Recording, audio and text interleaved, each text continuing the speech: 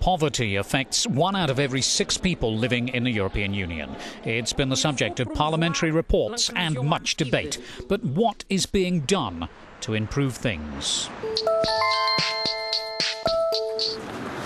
Europe may well be one of the most prosperous regions in the world, but 17% of its population, 84 million people, now live below the poverty line.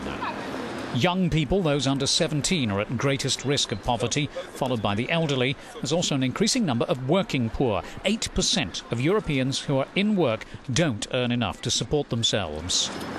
Poverty affects people's access to health, housing and education.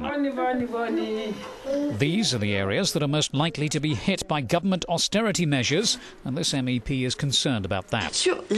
Access to public services is something that I care a lot about, because the EU member states' efforts to reduce their debts may turn into cuts in the amount of resources available for public services.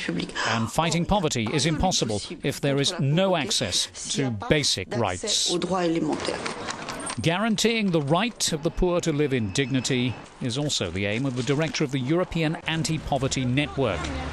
He wants more than just statements of intent from politicians. We know that inequality is bad for everybody in the society, and that we're building a very precarious Europe, that we're losing trust in our institutions at European level, and the only way we can regain that trust is to be seen to be focused more on these questions of redistribution, these questions of tackling poverty, tackling homelessness, tackling child poverty, tackling the links between migration and poverty.